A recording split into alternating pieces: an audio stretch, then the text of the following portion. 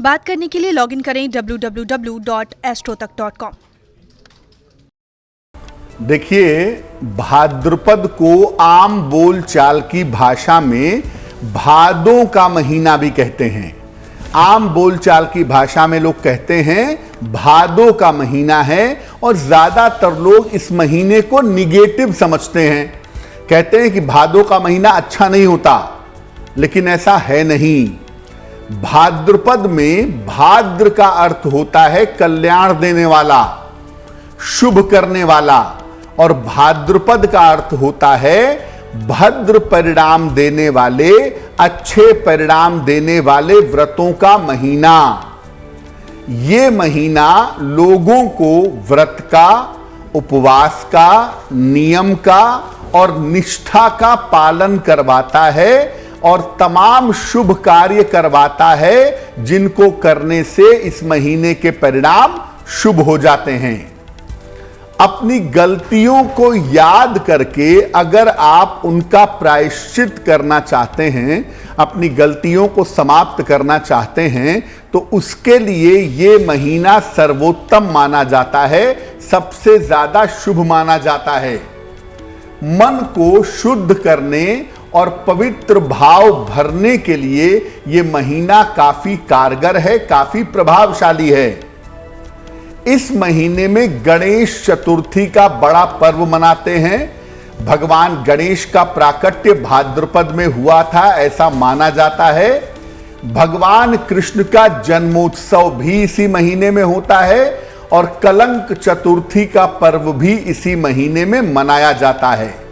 यानी भाद्रपद का महीना दो बड़े देवताओं से संबंध रखता है। एक भगवान गणेश यानी गणपति, और दूसरा संबंध रखता है भगवान कृष्ण से। तो भगवान कृष्ण और भगवान गणेश की उपासना अगर इस महीने में की जाती है तो जीवन की अधिकतम मनोकामनाएं पूरी हो जाती हैं। इस बार भाद्रपद का महीना 13 अगस्त से आरंभ हो रहा है, और यह महीना 10 सितंबर तक रहेगा, जिसमें हमें नियमों का पालन करना चाहिए। भाद्रपद का महीना भी वर्षा ऋतु में ही पड़ता है, और वर्षा में बैक्टीरिया होने के, कीड़े मकोड़े होने की संभावना ज्यादा होती है। इसलिए भाद्रपद के महीने में भी कच्ची चीजें, लीफी वेजिटेबल्स खाने से बचना चाहिए। पत्तेदार चीजें मत खाइए, और जो भी चीज खानी है अच्छी तरह से पका करके खाइएगा तो बेहतर होगा। दही का प्रयोग भाद्रपद के महीने में नहीं करना चाहिए। भाद्रपद के महीने में दही का प्रयोग करना वर्जित है। इस महीने में रक्तचाप बढ़ने की, ब्लड प्रेशर बढ़ने की संभावना बहुत होती है। जो लोग ब्लड प्रेशर के मरीज हैं, रक्तचाप की बीमारी है जिनको, उनको इसका ध्यान जरूर रखना चाहिए।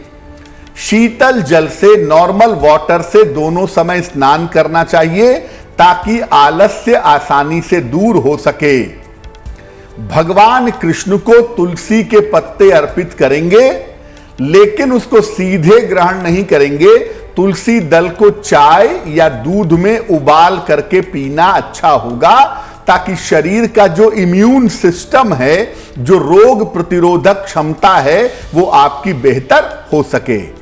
तो सावधानियां देखिए लगभग सावन की तरह की ही हैं, कि जो लीफी वेजिटेबल्स हैं, पत्तेदार सब्जियां हैं, या कच्चे फार्म में सलाद वगैरह है, वो इस महीने में मत खाइए। और साथ ही साथ भाद्रपद में दही का प्रयोग नहीं करना चाहिए। ऐसा कहा जाता है कि भाद्रपद में गुनगुने पानी को पीने से और तुलसी दल और अदरक को उबाल करके, पका करके ग्रहण करने से ज्यादा फायदा होता है। शरीर की बीमारियां व्यक्ति को परेशान नहीं करती हैं। देखिए, भाद्रपद का महीना बहुत शुभ महीना है, और कभी ये मत सोचिए कि भादों का महीना अशुभ होता है। भाद्रपद के महीने में गणेश चतुर्थी का पर्व आता है, भाद्रपद कृष्ण चतुर्थी को, और 10 दिन का गणेश महोत्सव का महापर्व भी भाद्रपद के महीने में मनाया जाता है।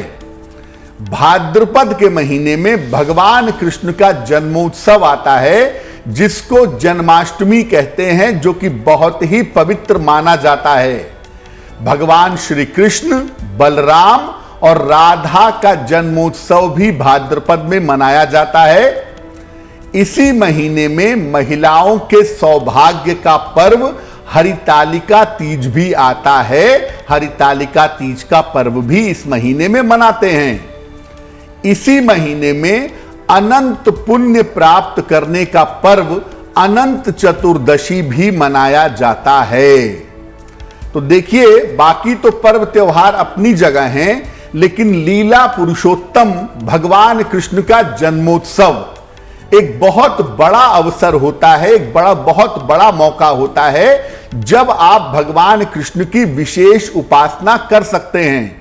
और भगवान कृष्ण का जन्मोत्सव घर घर में, आंगन आंगन में मनाया जाता है। और भगवान कृष्ण का जन्मोत्सव मना करके हम अपनी बहुत सारी मनोकामनाओं को पूरा कर सकते हैं।